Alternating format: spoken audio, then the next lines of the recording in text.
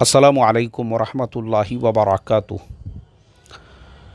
मोहतरम भाइयों, बुज़ुर्गों, दोस्तों, ये हमारा इस्लाही मुआशरा का 1409वां सबक है। मोहतरम दोस्तों, सऊदी गवर्नमेंट का तबलीगी जमात पर जो पाबंदी लगाने का फ़ैसला है वो सिर्फ़ और सिर्फ गलत फ़हमियों की बुनियाद पर, इसलिए कि गुज़िश्ता जुमा के जो खुतबे वहाँ की मस्जिदों में हुए, एक बयान मैं ऑलरेडी आज सुबह में अपने चैनल पे अपलोड कर चुका हूँ, जिसमें हमने बताए कि बाज़ मस्जिदों के अंदर ये कहा गया, अल्लाह के नबी ने जो फरमाया था सल्लल्लाहु अलैहि वसल्लम के क़यामत के करीब 73 फ़िरक़े होंगे, उन्हीं में से उन्होंने तबलीग को एक फ़िरक़ा बना दिया। और हमने उसका जवाब दे दिए कि तबलीग कोई फ़िरक़ा नहीं है भाई, तबलीग सिर्फ़ एक मेहनत है, अल्लाह के बंदों को अल्लाह से जोड़ने की मेहनत। ये दो लफ्ज़ों में पूरी तबलीग का मफ़हूम आ गया। इसके अलावा तबलीग कुछ नहीं है। अल्लाह के जो बिछड़े हुए बंदे हैं उनको अल्लाह से जोड़ना, यही तबलीग का मकसद है, यही तबलीग की मेहनत है, यही तबलीग का मैदान है, इसके अलावा कुछ नहीं है। लेकिन प्रॉब्लम ऐसा है कि पता नहीं उन्होंने तबलीग के बारे में जो वहाँ के खुतबा है, वहाँ के आइम्मा हैं, उनको ऐसी ऐसी गलत फहमियों में मुब्तला कर दिया गया है। और वो बेचारे भी सुनी सुनाई बातों के ऊपर, वो कभी इंडिया आए नहीं, कभी तबलीगी जमात में 3 दिन लगाए नहीं, कभी तबलीगी जमात में चले नहीं, कभी तबलीग वालों के साथ उठे बैठे नहीं, कभी तबलीग वालों के साथ कोई मुज़ाकरा नहीं किया, सिर्फ़ सुनी सुनाई बातों के ऊपर, यानी उनके दिलो दिमाग में इतना जहर घोल दिया गया तबलीग के ख़िलाफ़, इतनी बदगुमानियाँ पैदा कर दी और लोगों में इतनी गलत फहमियाँ फैला दी गई है तबलीगी जमात के बारे में कि बाकी के जो खुतबे हैं जुमा के, वो भी मैंने सुना, उसके अंदर बाज़ खुतबों में ये सुनने के लिए मिला कि बोले ये मुसलमानों की जमात ही नहीं है, बल्कि भारत के जो मुशरिक है ये वो मुशरिकीन की जमात है। इन्ना लिल्लाहि व इन्ना इलैहि राजिऊन। अफसोस की बात है, सिर्फ़ अपनी दुश्मनी निकालने के लिए, अपनी भड़ास निकालने के लिए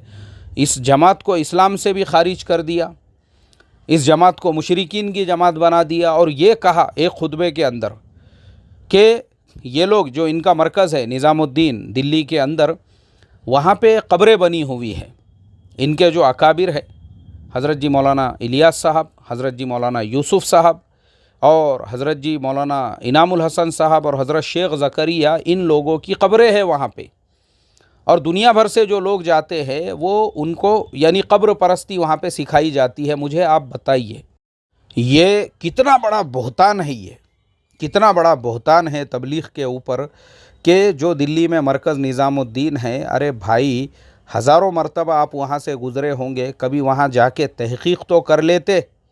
लेकिन अफसोस की बात यह है मोहतरम दोस्तों, ये हमारा इंडियंस का एक बहुत बड़ा प्रॉब्लम है। जब किसी से हमारे ख़यालात नहीं मिलते हैं, जब किसी से हमारा इख्तिलाफ़ हो जाता है, जब किसी से हमको दुश्मनी निकालनी होती है, तो हम उस दुश्मनी के अंदर इतने अंधे हो जाते हैं, इतने अंधे, सामने वाले पे तोहमतें लगाई जा रही है, सामने वाले पे बहतान लगाया जा रहा है, और बयान करने वाले को ख़ुद को ये होश नहीं होता है कि वो अपने मुँह से कौन सी गिलाज़त बक रहा है, वो अपने मुंह से कौन सी गिलाज़त उंडेल रहा है, ये उसको ख़ुद को एहसास नहीं होता है। उसको तो अपनी भड़ास निकालना है, उसको तो अपनी दुश्मनी निकालना है। अब वो दुश्मनी के चक्कर में अब आप देखिए जिस तरीक़े से अरबों को तबलीग के ख़िलाफ़ वरगलाया गया, भड़काया गया, उकसाया गया, उनके दिलो दिमाग में ऐसा जहर भर दिया गया कि उन्होंने तबलीगी जमात को सिरे से इस्लाम से ही खारिज कर दिया और कहा कि ये मुशरिकीन जो इंडिया के हुनूद है ये उनकी जमात है, और ये जो जमात है ये लोगों को वहाँ पे कब्र परस्ती सिखाती है और कब्र परस्ती से जोड़ती है। इसके अलावा हमारे बड़ों पर भी जो बहतान लगाए गए, यानी ये जो चारों हमारे अकाबिर है, हज़रत जी मौलाना इलियास साहब, हज़रत जी मौलाना यूसुफ़ साहब, हज़रत जी मौलाना इनामुल हसन साहब और हज़रत शेख ज़करिया, इनके बारे में ये कहा गया कि ये लोग ख़ुद सूफ़िया थे और इनकी अपनी जो तसव्वुफ़ की दुकानें हैं वो चलाने के लिए इन्होंने लोगों को बुज़ुर्गों से जोड़ा, इन्होंने लोगों को जो है इस तरह से कब्र परस्ती से जोड़ा, और यही इनकी मेहनत ही यही थी, क्योंकि ये सब सूफिया थे, ये कोई आलिम नहीं थे, یہ کوئی مذہب اسلام کا علم رکھنے والے لوگ نہیں تھے۔ انا للہ و انا الیہ راجعون۔ میرا تو چیلنج ہے کہ حضرت جی مولانا یوسف صاحب رحمۃ اللہ علیہ نے جو حیات الصحابہ لکھی ہے، دنیا میں کوئی اور دوسرا عالم دین ویسی کتاب لکھ کے بتا دے عربی زبان میں۔ یار اتنا بڑا عالم دین اپنے زمانے کا، جن کے بارے میں ہم نے اپنے استاد محترم سے سنا، وہ بتا رہے تھے کہ حضرت جی مولانا یوسف صاحب رحمۃ اللہ علیہ تو 24 گھنٹے کتب خانے میں ہی رہا کرتے تھے۔ 24 گھنٹے یہ جو تبلیغ کا کام بھی حضرت جی مولانا الیاس صاحب رحمۃ اللہ علیہ کرتے تھے، اس زمانے کے اندر ان کو زیادہ دلچسپی نہیں تھی، بلکہ وہ لکھنے پڑھنے والے انسان تھے، کیونکہ اتنے بڑے عالم دین، جن عالم دین نے بڑی بڑی کتابوں کی شروحات لکھی ہے، جس عالم دین نے حیات الصحابہ، یعنی آپ بتائیے مجھے صحابہ کی زندگی پر، میں نے شاید مولانا وحید الدین خان صاحب کے بھی کسی کتاب میں یہ جملہ پڑھا تھا، جبکہ آپ لوگ جانتے ہیں کہ مولانا وحید الدین خان ایک اپنے وقت کے بہت بڑے نقاد تھے، یعنی تنقید سے انہوں نے کسی کو بھی جو ہے چھوڑا ہوا نہیں ہے، لیکن ویسے عالم دین نے بھی حیات الصحابہ کی تعریف کے اندر پورا کا پورا ایک مضمون انہوں نے لکھا ہوا تھا، اور اس کے اندر انہوں نے یہ لکھا تھا کہ حیات الصحابہ میں جو میں نے سب سے بڑی خصوصیت پایا ہوں وہ یہ کہ یعنی صحابہ اکرام کی زندگیوں پر جتنی بھی عربی کتابیں ہم کو ملتی ہے، وہ ایک صحابی کا نام ہے، یعنی عنوان ہے، تو پھر پوری ان کی سوانح اس کے اندر لکھی ہوئی ہے۔ ایک صحابی ہے جیسے حضرت ابو بکر صدیق رضی اللہ تعالیٰ عنہ، تو پورا کا پورا مضمون یا پورا کا پورا جو عنوان ان سے چلا، تو بس اب انہی کے زندگی کے حالات، انہی کے زندگی کے کارنامے ایسے کتابوں کے اندر جمع کیے ہوئے ہیں۔ لیکن حیات الصحابہ کی یہ سب سے بڑی خصوصیت کہ اس کے اندر عنوان کچھ اور باندھا گیا ہے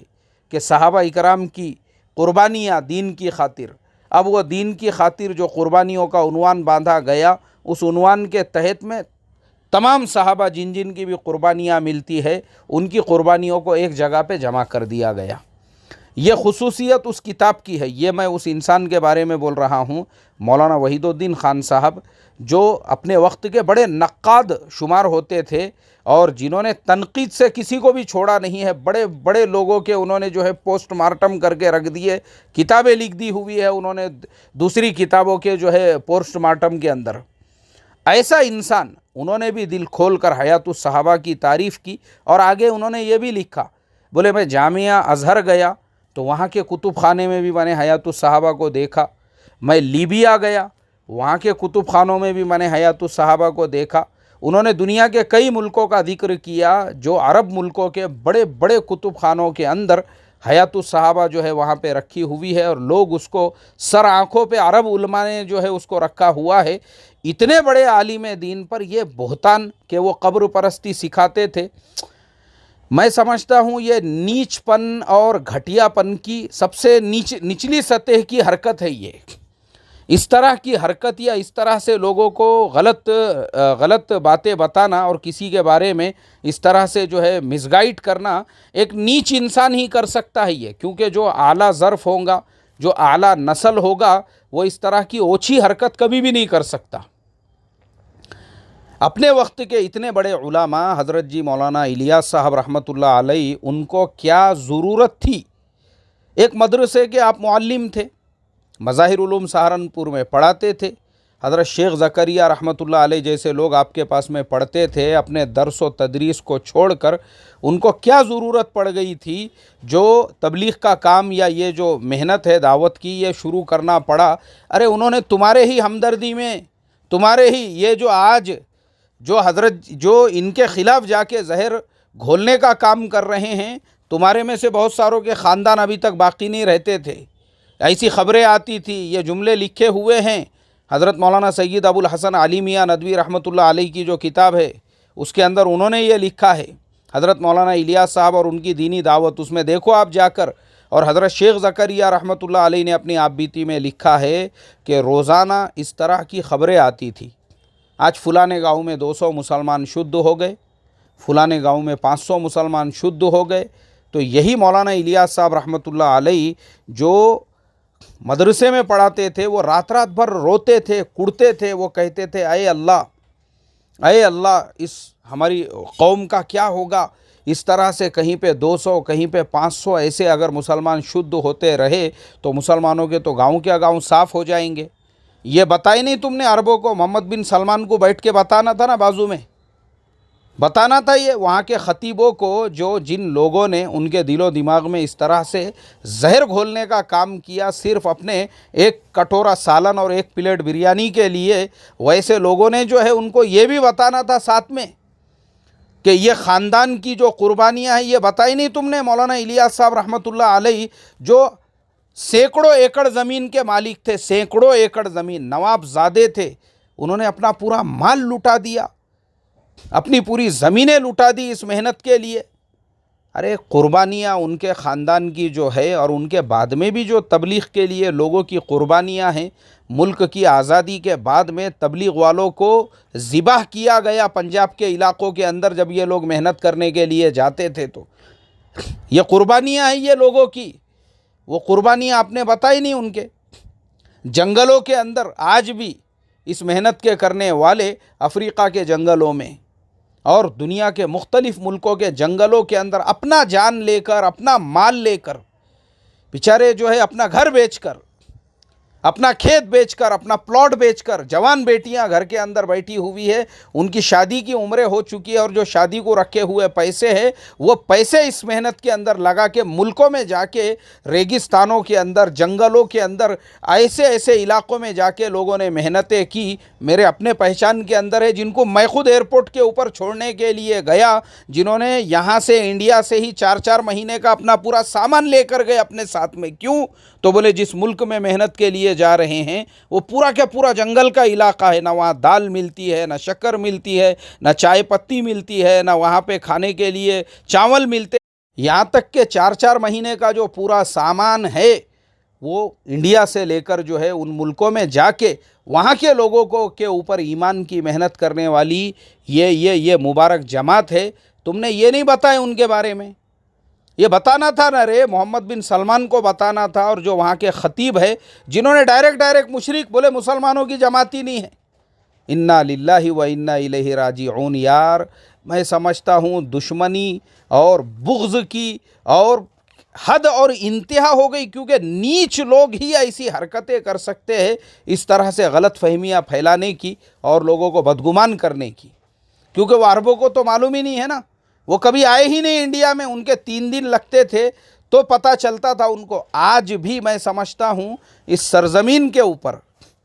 امت پر اگر سب سے بڑا کسی جماعت اور کسی تحریک کا احسان ہے وہ یہی تبلیغ والوں کا احسان ہے۔ یہ بیچارے جو گاؤں میں، کھیڑوں میں، دیہاتوں میں جو ان کی محنتیں ہیں،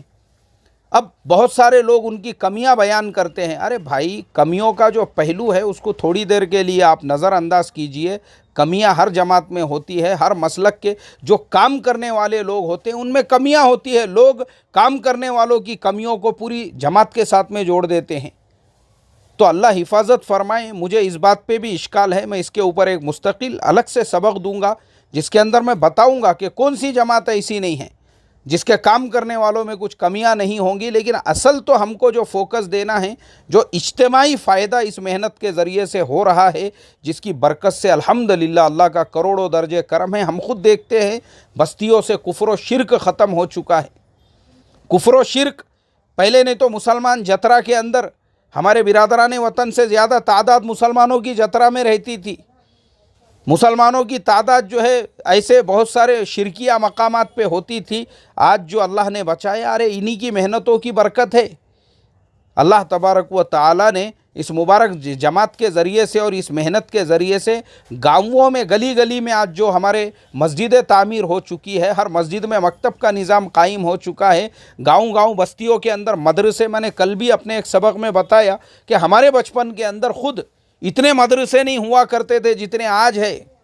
یہ کرم ہے، یہ اسی محنت کی برکت ہے کہ اللہ تعالیٰ نے اس کے کرنے والوں کو اس کام کے لیے قبول کیا، اور پھر پورا ایک نظام بنا، سسٹم بنا۔ میں شادی بیاہ کے بارے میں بھی جو فضول خرچی پہ اتنی شدت سے بولتا ہوں، لیکن میں خود اللہ کا اس بات پہ شکر ادا کرتا ہوں کہ پہلے زمانے میں جو خرافات ہوتی تھی، پہلے زمانے میں شاید ہی کوئی مسلمان کی شادی ایسی ہو جس میں گھوڑے پر بارات نہ نکلتی ہو۔ اللہ کا کروڑوں درجے کرم ہے، میرے اپنے علاقے کے اندر تو مجھے لگتا ہے، مجھے تقریباً میں نے میرے بچپن میں دیکھا ہوں گا، تب سے لے کے آج تک نہ کبھی ویسی گھوڑے کی بارات نظر آتی ہے، نہ ویسا ڈی جے کی بارات نظر آتی ہے، نہ پہلے کی طرح سے جو ہے شادیوں میں فضول خرچی نظر آتی ہے، نہ ناچ گانا نظر آتا ہے، نہ وہ بڑے بڑے بھونگے لگا کے دن بھر اس پہ جو گانے وغیرہ چلتے تھے۔ یہ ساری خرافات جو اللہ نے بند کی ہے وہ اسی محنت کی برکت سے۔ تو اس کے لیے مجھے افسوس ہے اس بات کے اوپر کہ تبلیغ کی یہ اچھائیاں بیان کرنا چھوڑ کر وہ محمد بن سلمان اور وہاں کی گورنمنٹ کو کہ یہ نہیں مسلمانوں کی جماعت ہی نہیں ہے یہ۔ ارے ارے ارے ارے ارے ارے افسوس کی بات ہے ایسے تہمت اور بہتان لگانے والوں پر، لیکن تہمت اور بہتان لگانے والوں کو بھی کبھی اللہ تبارک و تعالیٰ نے چھوڑا نہیں ہے۔ ایڑیاں رگڑ رگڑ کے مرے ہیں، ایڑیاں رگڑ رگڑ کے، اور یہ حشر ہوں گا ایسے تمام لوگوں کا، دیکھنا آپ،